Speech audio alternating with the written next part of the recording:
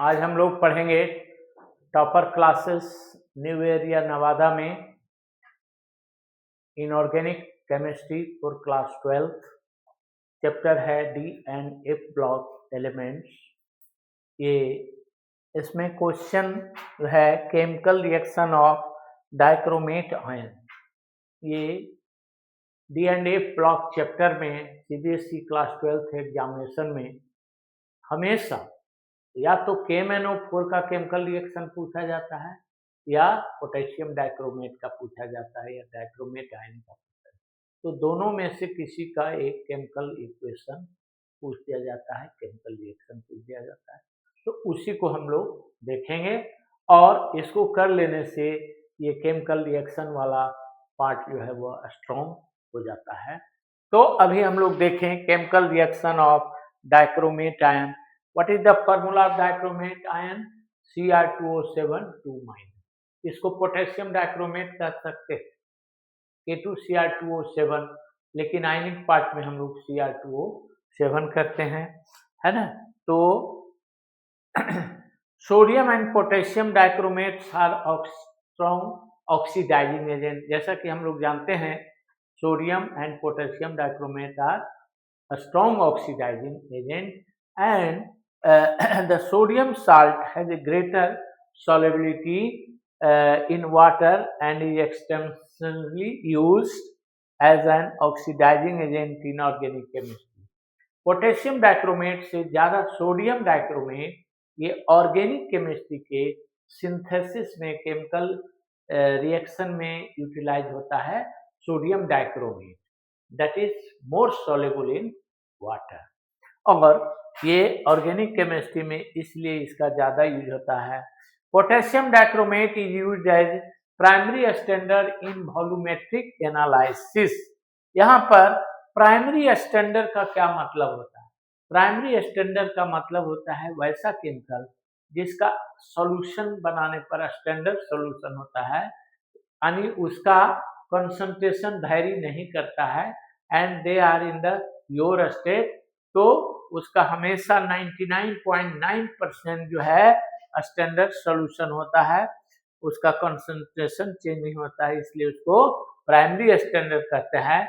और इसके द्वारा दूसरे सॉल्यूशन का हम लोग टाइट्रेशन करके, वॉल्यूमेट्रिक टाइट्रेशन करके उसका स्ट्रेंथ पता करते हैं। जैसे ये K2Cr2O7 का मोर साल्ट हम लोग रिएक्शन करवाते हैं। यहाँ पर ये ऑक्सीडाइजिंग एजेंट है, वो रिड्यूसिंग एजेंट है। उसी प्रकार से KMnO4 ऑक्सीडाइजिंग एजेंट है, मोर साल्ट रिड्यूसिंग एजेंट है। तो दोनों का टाइट्रेशन वॉल्यूमेट्रिक टाइट्रेशन कहा जाता है, जिसको वॉल्यूमेट्रिक एनालिसिस भी कहा जाता है। तो ये एसिडिक सॉल्यूशन में its oxidising action can be represented as follows. अब देखिए पोटेशियम डाइक्रोमेट का केमिकल इक्वेशन याद करना बहुत सिंपल है। ये वीडियो बनाने का मुख्य उद्देश्य है कि हमेशा ये लंबे लंबे केमिकल इक्वेशन रहता है, उसको रखना नहीं। एक इक्वेशन याद कीजिए और उसी के हेल्प से पोटेशियम डाइक्रोमेट का बहुत सारे रिएक्शन इजी वे में याद हो जाता है और यू कैन राइट इजिली, है ना, विथ एनी कंपाउंड। तो वो मेन रिएक्शन क्या है? ये मेन रिएक्शन एसिडिक मीडियम में है। Cr2O7 2- plus 14H plus 6C minus 2Cr3 plus 7H2O, और इसका इलेक्ट्रोड पोटेंशियल जो है यहाँ रिडक्शन हो रहा है, गेन ऑफ इलेक्ट्रॉन हो रहा है। सो corresponding electrode potential is called reduction potential. यहाँ E0 है स्टैंडर्ड इलेक्ट्रोड पोटेंशियल। तो दो तरह का इलेक्ट्रोड पोटेंशियल होता है, oxidation potential and reduction potential. तो जहाँ रिडक्शन रिएक्शन होता है उसके करस्पॉन्डिंग जो इलेक्ट्रोड पोटेंशियल होता है उसको क्या कहते हैं? उसको हम लोग कहते हैं स्टैंडर्ड रिडक्शन पोटेंशियल। तो K2Cr2O7 का स्टैंडर्ड रिडक्शन पोटेंशियल होता है 1.33 वोल्ट। मान लिया जाए ऑब्जेक्टिव क्वेश्चन में, मल्टीपल चॉइस क्वेश्चन में इस रिएक्शन का यही पार्ट पूछा जा सकता है क्योंकि सीबीएसई में कंसेप्ट से क्वेश्चन आता है और देखा जाता है कि कौन सा स्टूडेंट इस केमिकल रिएक्शन को पूरे पार्ट में याद किया है, उसका ईएमएफ याद है कि नहीं याद है। इसलिए E0 बराबर 1.33 वोल्ट होता है।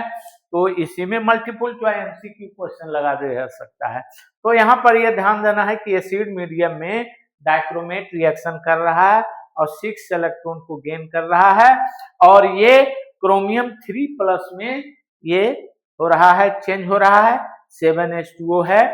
और यहाँ पर नेक्स्ट जो है अब ये मेन रिएक्शन हम लोग जान गए, उसको याद किए रहेंगे और किसी के साथ अगर ये रिडॉक्स रिएक्शन कहा जाएगा तो तुरंत आसानी से बना दिया जाएगा। जैसे N-acetic potassium dichromate will oxidise iodide to iodine, iodide to iodine. यहाँ पर देखिए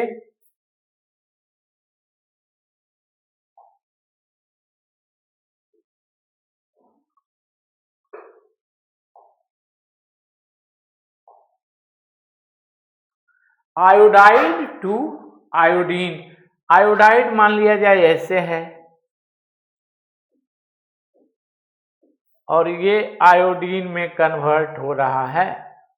यहाँ आयोडीन का ऑक्सीडेशन नंबर -1 है, यहाँ -1 है और यहाँ ऑक्सीडेशन नंबर 0 हो गया। तो क्या हो गया, oxidation number increase -1 to 0, hence this is the reaction that is oxidation, यानी आयोडाइड का ऑक्सीडेशन हो रहा है I2 में और ये ऑक्सीडेशन कराने वाला कौन है, तो ऑक्सीडेशन कराने वाला डाइक्रोमेट आयन है। सो ये डाइक्रोमेट जो है वह ऑक्सीडाइजिंग एजेंट है। So this is the chemical reaction of the dichromate ion which works as a oxidising agent. और किसको आयोडाइज कर रहा है, आयोडाइड का, तो आयोडाइड को आयोडीन में चेंज कर रहा है। उसी तरह से सल्फाइड आयन को सल्फर में कर रहा है, H2S को S में कन्वर्ट कर देगा, है ना, H2S को S में कर देगा, जैसे H2S को सल्फर में, तो सल्फर में ऑक्सीडेशन नंबर 0 और इसका ऑक्सीडेशन नंबर क्या हो जाएगा, -2 से 0।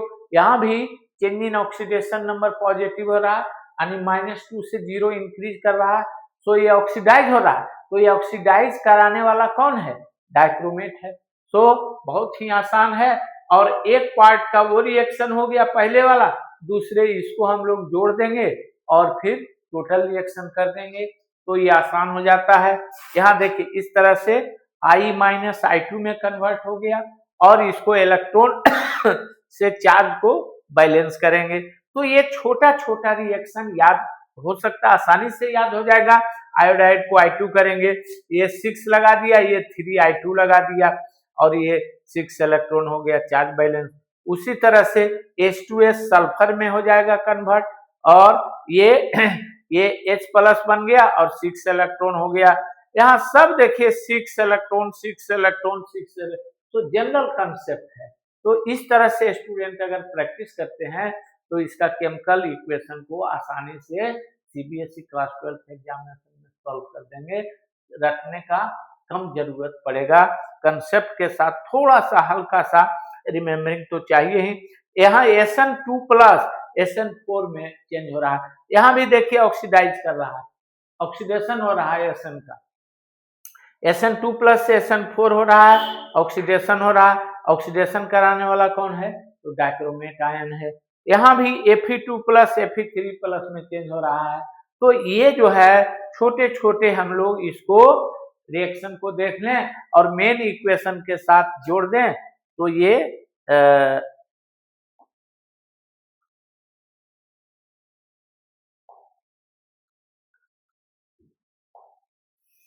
तो मेन रिएक्शन को हम लोग जोड़ दें। द फुल आयनिक इक्वेशन में भी गिवन है, अगर आयरन के साथ Fe2+ के केमिकल इक्वेशन पूछ दे, what will happen when dichromate ion reacts with Fe2+ ion in acid medium. ये लैंग्वेज में, केमिस्ट्री में लैंग्वेज में क्वेश्चन दे दे और इसको कहे कि आप बैलेंस कीजिए, write the equation, complete the equation. तो ये डाइक्रोमेट आयन हो गया, एसिड मीडियम में हो गया, और 6Fe2+। यहाँ देखिए ये पार्ट जो है यहाँ छोटे छोटे रिएक्शन से ले लिया, और ये आपका मेन रिएक्शन हो गया, इसमें जोड़ दीजिए तो बहुत सिंपल हो गया, दोनों को टोटल कर दीजिए। तो इतना बड़ा इक्वेशन तुरंत याद करके आप लिख दे सकते हैं कंसेप्ट से। तो दिस इज द रिएक्शन, और इसको आप सब्सक्राइब करें और इस चैनल को आगे बढ़ाएं।